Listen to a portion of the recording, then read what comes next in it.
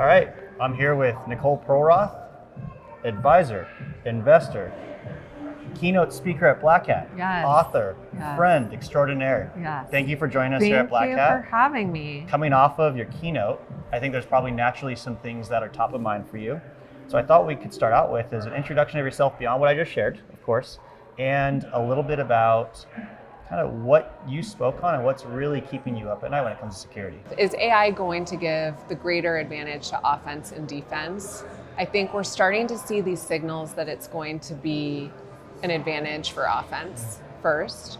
We are seeing nation states start leveraging AI tools to search for vulnerabilities, search for CVEs. We're seeing ransomware groups federate initial access using AI. They're using AI to essentially find the most business critical assets in the organization. They're using AI to handle negotiations, to apply maximum psychological pressure. And so my message now is all of these major breaches that I covered when I was at the New York Times that were big firsts at the time. First time we saw an HVAC used to hack a point of sale system. First time we saw a major supply chain attack. The first time we saw, choose your anecdote. Now the fundamentals are urgent. And my big hope with AI is that we can use AI to do all of the things that we were unable to do as humans.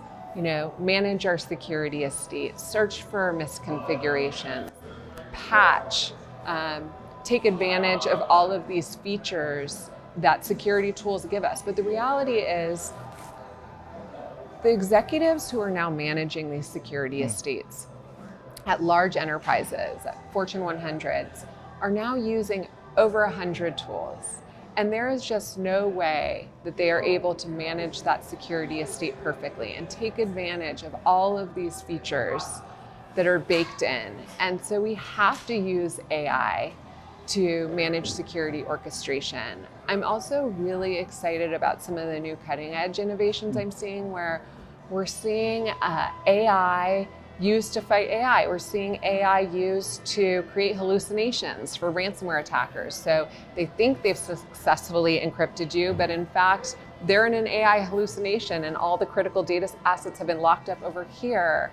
We're seeing agents used to interrogate and assess third-party software. It goes on and on and on. And we just need to basically get these innovations to market as quickly as possible, because we're already seeing how the bad guys are leveraging these tools. I mean, just in public, we're seeing Claude win hacking competitions. We're seeing Expo reach the top of the leaderboard for HackerOne, and that's just what we're hearing about publicly.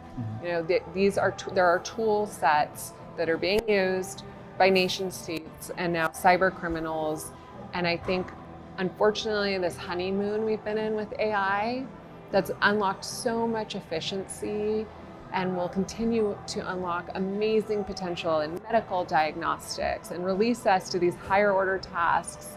It's amazing, but the honeymoon's coming to a close. And I think my message at Black Hat this year was, next year's Black Hat is going to look very different than this year's Black Hat. And we need to start planning accordingly. The way that I've been thinking a lot about it, especially hearing from customers that are more pragmatic about the value of AI in security, I think that's important because there's security for AI, which is its own ball wax. Then you mentioned some companies are using AI to drive security programs. But at the end of the day, it's about how do we create or maximize more leverage and value for the existing staff and their expertise. A big part of the value of AI can be around how you help these operators avoid burnout, how you can give the advantage to defenders, because the advantage that defenders have is the ability to say, well, what's my environment look like, right? They know their battlefield, and the better they can know that battlefield and all the complexity associated with it, the more opportunity there is to defend against that outsider outside those walls. And so our customers have really been referring to us as a virtual AI assistant for their security operations, for their security infrastructure. How are we protecting ourselves today? How are those controls in place actually doing from an efficacy and hygiene standpoint? So, you've been part of the Reach family for a while. You had a a hypothesis and a thesis on when you invested in Reach and why it was important. What's your take now, a year later, with all of this stuff going on in the market, with everything going on here from an offensive and a defensive standpoint?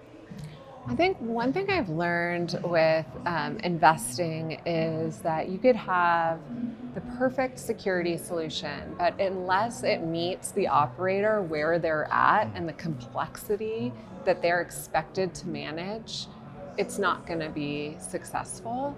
So I think one theme that I've had over the last year is that whatever the tooling is, it needs to embrace the shit show. Sure. Which is the current state of most security organizations. And so what I like about this is you basically developed something that is enabling the security operator where they are. At whatever stage they're at in that journey, it's not a perfect journey, but we can actually use this to up-level them and release them to these higher order tasks. Because the unfortunate reality is that in too many cases, it's just these basic fundamentals that we're missing in security management that keep leading to the biggest compromise, right? So we have to find a way to basically free up these operators who are so burned out, by the way. I mean, we are just piling more and more responsibility on CISOs. It's ridiculous. I mean, when you see these surveys of they interview junior security architects and analysts, and they ask, how many of you actually want to become a CISO? Half of them say no these days because they look at the CISO, and the CISO is the most burned out person in the organization. They have the most liability. I mean, it's ridiculous what we are putting, all of the responsibility we've always put on the role, and now we're adding AI to it. It's just totally unsustainable. And so if we can use AI to enable them and to also solve burnout, which is another reason I'm in the Reach family, I love that you have gamified this for security analysts and operators. I think that is so clever. And I think it just, we're going to continue to lose people in this industry. I mean, the average job tenure for, I think, a CISO is 2 years, right? And I think especially over the last decade, we've just expected so much of these people, and we see a lot of people leave the industry because it's too much. The burnout is actually a security risk in itself. So props to you for developing something that actually makes it a pleasant experience. So, we were with Kevin Mandia yesterday. Great guy. Great guy. Well, part of the family as well, so nothing but great things to say. But obviously, he spent 3 decades responding to the worst cases in the industry. From the early days when it was all customized to now where it seems to be more and more automated. And I asked him this question. I'll ask you this question while we close out. And you alluded to this a little bit already around what next year's Black Hat will look like. But I'm almost curious. You've been doing this for a long time. What do you desire 5 years out to look like for the security industry? What would be ideal? And you could go everywhere from the individual all the way up to the government mandates. I'm open to all that. And Kevin, he went off here and there. So what do you think?